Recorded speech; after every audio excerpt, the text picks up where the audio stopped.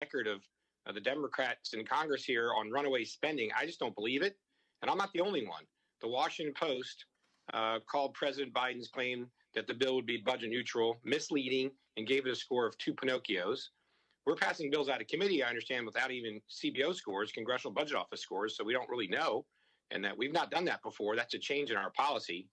The truth is we're spending an alarming rate in this country. Since the COVID-19 pandemic began last year, the federal government has spent more than $5.3 trillion on relief. That's roughly $16,000 for every American.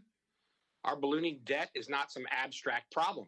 Out of control spending proposed by Biden and being rubber stamped here in Congress will leave a mess that our children and grandchildren have to clean up and pay for. There's decisions we make today, 20 or 30 years from now, our children and grandchildren have to pay this money back. So I'd like to move to a different aspect of the package. One of the attempted pay fors in the package that's alarming to me is tax increases. It will make our economy less competitive. So again, to Secretary Yellen, my question is, the proposed corporate tax rate in the House reconciliation bill is 26.5%. This actually moves us higher than communist China's corporate tax rate of 25%. We're going to have a higher tax rate than a country that has been taking our jobs and is communist ideology.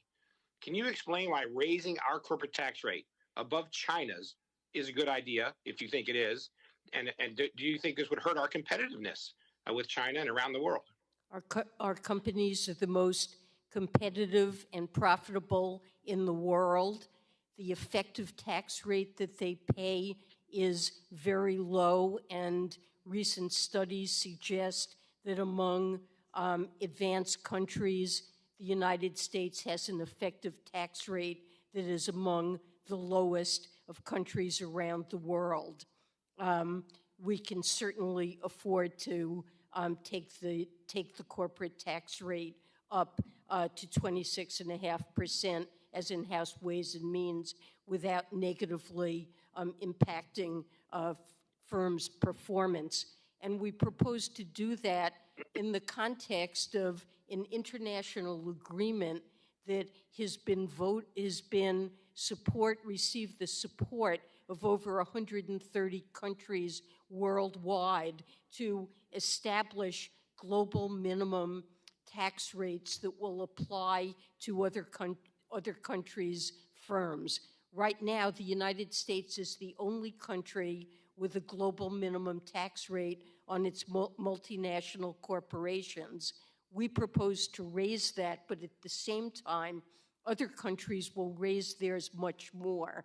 And that means that the competitiveness of American firms will be enhanced, and we will be reducing the incentives that exist in our tax law right now to export jobs and profits.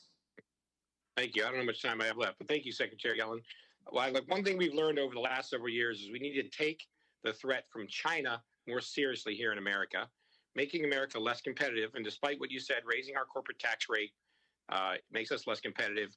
And our economic adversaries like China, it's too high of a cost for all this spending.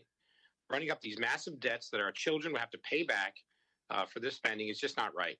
So despite what we're hearing and what many are saying, this reconciliation package will be expensive in terms of dollars and, frankly, to the future of our competitiveness in this country, racking up this debt, and I just fear we're going to pay for this for years to come. So thank you, Madam Chair. Back to balance. Thank you very much.